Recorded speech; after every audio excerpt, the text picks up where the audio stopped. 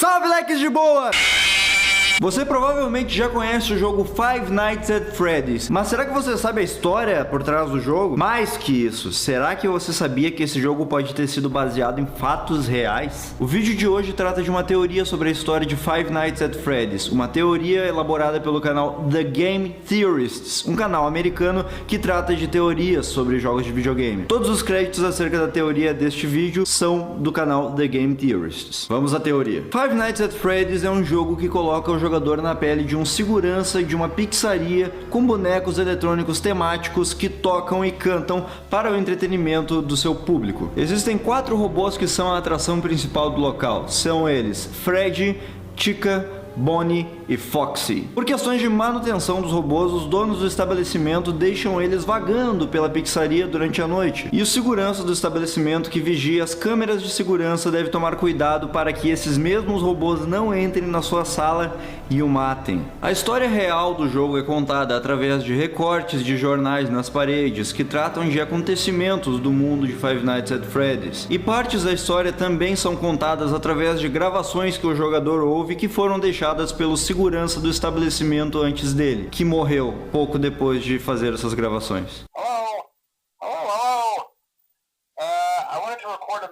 Na história, é retratado o fato de um homem vestido como um dos robôs da pizzaria ter atraído 5 crianças que estavam comendo no local para uma sala não aberta ao público dentro do estabelecimento. Esse mesmo homem foi posteriormente pego pela polícia e preso, mas os corpos das crianças nunca foram encontrados. E logo após este acontecimento, a inspeção sanitária ameaçou de fechar a pizzaria, alegando que os robôs que eram as atrações do local agora estavam apresentando um odor horrível e de seus olhos e bocas estavam saindo gosmas e sangue. Alimentou-se na internet um rumor muito forte de que os corpos das crianças que estariam mortas foram escondidos dentro dos animatronics. E há também a teoria de que os corpos das crianças não estão nos animatronics, mas sim os seus espíritos comandam os robôs, fazendo-os atacar o segurança. Mas o problema é, como desapareceram 5 crianças e nós só temos 4 robôs de inimigos? Bem, nós não temos só 4. Existe um 5º inimigo mais tenebroso, mais assombroso que todos os outros 4. Os fãs do jogo o apelidaram de Golden Freddy. O Golden Freddy é um robô que possui as mesmas características físicas de Freddy, com exceção de que sua pele é dourada e seu olhar é muito mais aterrorizante. Enquanto os outros robôs não conseguem atacar você se as portas da sua sala de segurança estiverem fechadas, o Golden Freddy consegue entrar dentro da sua sala, independentemente se elas estiverem abertas ou fechadas.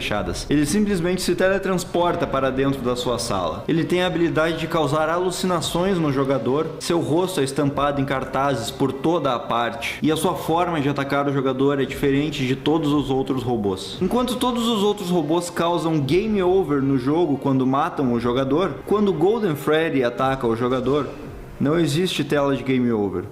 O jogo simplesmente fecha, como se houvesse acontecido um erro no computador do jogador. E todas essas coisas nos levam a uma série de perguntas. Quem é o seu personagem? Por que os robôs querem matar o seu personagem se ele é apenas um segurança que está começando o seu trabalho? E a pergunta mais importante, por que ele continua trabalhando no local, mesmo sendo assombrado pelos animatronics? Por que ele fica 5 dias trabalhando no mesmo lugar aterrorizante? Na tentativa de explicar essa história, temos que cavar outra história, dessa vez na vida real. Em dezembro de 1993, na cidade de Aurora, no estado do Colorado, havia um restaurante Chuck E. Cheese. Chuck E. Cheese é uma franquia de pizzaria nos Estados Unidos muito famosa, justamente por conter as mesmas atrações que há em Five Nights at Freddy's. Chuck E. Cheese apresenta robôs em forma de animais que ficam dançando, cantando e tocando músicas enquanto as pessoas comem suas pizzas. E em 1993, às 10 da noite, havia recém acabado uma festa de aniversário de família no Chuck E. Cheese daquela cidade de Aurora. Após a festa de aniversário, quando todos os clientes haviam ido embora, 5 funcionários da pizzaria permaneceram no local para fechá-lo. São eles a gerente da pizzaria, Marge Colbert, que estava no seu escritório, os adolescentes Colleen O'Connor, Benjamin Grant e Sylvia Crowell, que estavam na área onde fica o palco dos robôs, e Bobby Stevens, que estava na cozinha. Os 5 limpavam o local depois da festa para poder fechá-lo, apagar as luzes e irem embora para suas casas. Porém, o que eles não sabiam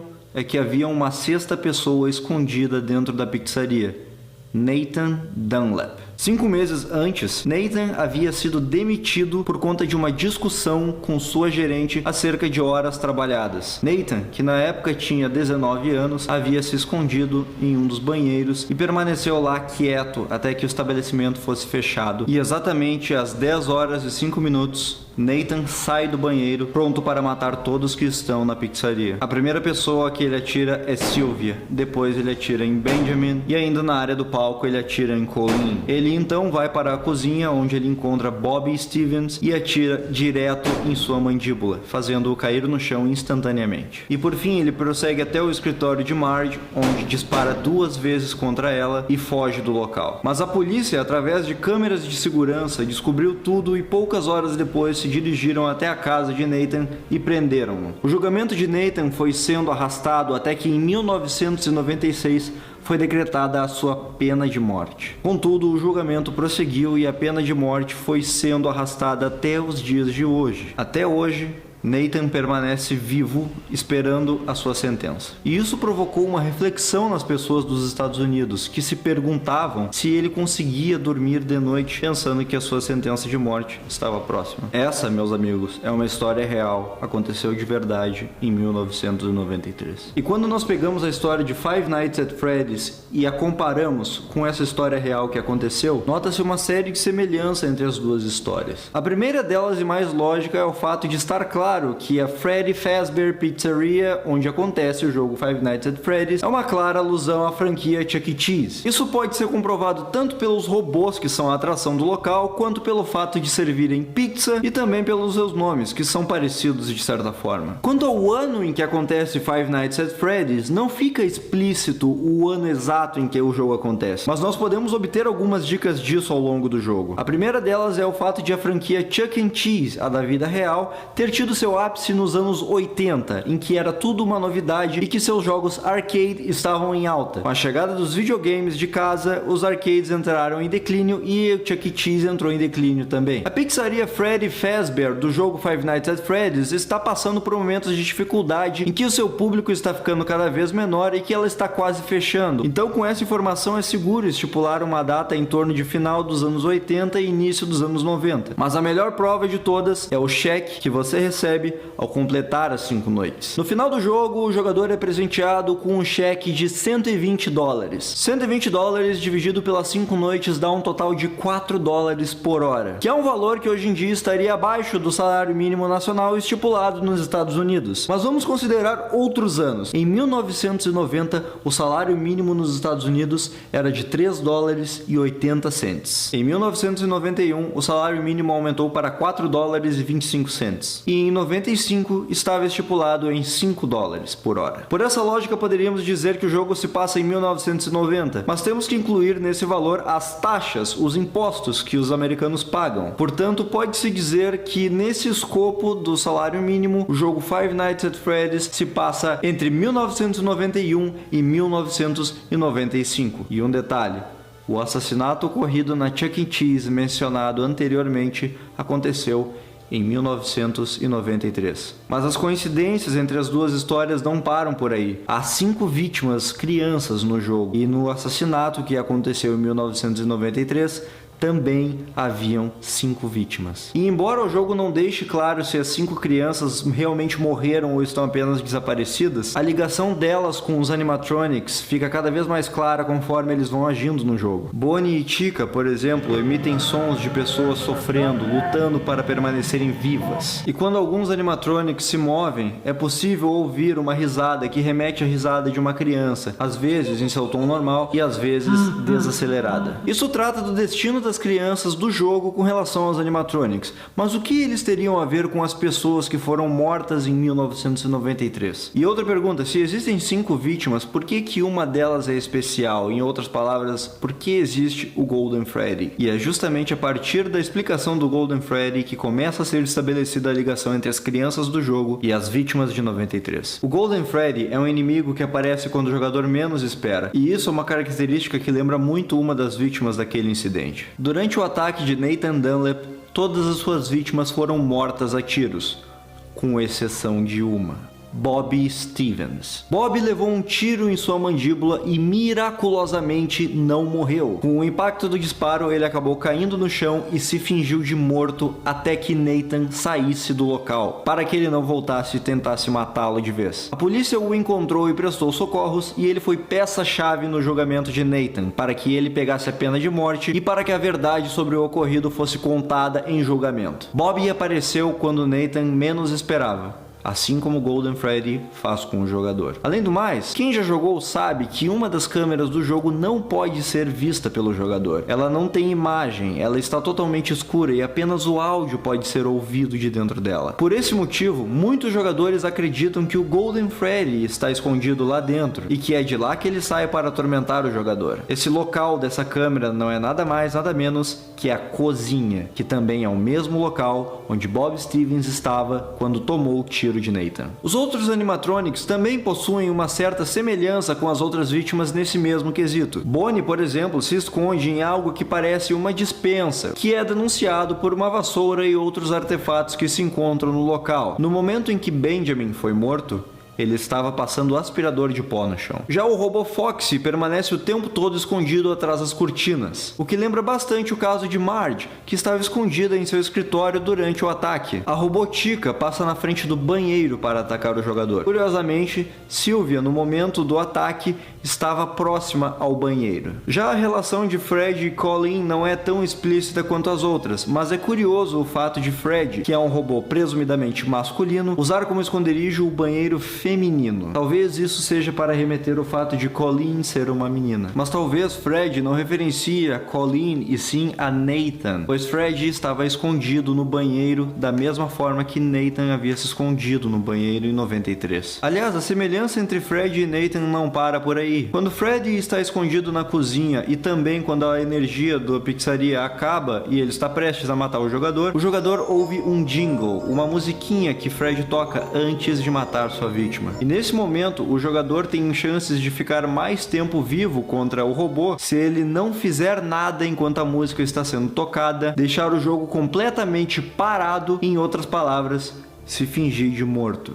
Assim como o Bobby fez. O jogador estará enganando Freddy, se fingindo de morto, assim como o Bobby fez naquele incidente. Por essas e outras, é inegável que o jogo e o acontecimento de 1993 possuem não necessariamente ligações, porque não há como nós comprovarmos elas até que o criador do jogo se pronuncie, mas as semelhanças estão aí e são inegáveis. No final das contas, a teoria do canal The Game Theorists é a seguinte: você, jogador que está controlando a segurança da Freddy Fazbear's Pizzaria, é o assassino das 5 crianças. Você é a representação de Nathan Dunlap no jogo Five Nights at Freddy's, um ex-funcionário que quer buscar vingança contra aqueles que o demitiram. No dia 7, que é um dia extra que os jogadores podem jogar, aumentando a dificuldade dos animatronics, o jogador é demitido. E os motivos são falta de profissionalismo, mexer com os robôs e odor. Mexer com os robôs pode ser interpretado tanto quanto você vestir uma roupa de robô e ludibriar as crianças para a sala, ou pode ser também pelo fato de você ter escondido os corpos delas dentro dos animatronics, o que provocaria justamente o odor que vem deles. Assim como Nathan na vida real, você quer vingança por aqueles que o demitiram. Você mata as 5 crianças para esconder os corpos delas nos robôs na esperança de que o estabelecimento que o demitiu seja fechado. Como ex-funcionário do local, é muito mais fácil para você saber em qual sala levar as crianças para que sejam mortas sem que ninguém fique sabendo. Porém, mais uma vez, assim como aconteceu com Nathan em 93, seus planos são descobertos através das gravações das câmeras de segurança. Você foi preso, você foi condenado à pena de morte e está aguardando a sua execução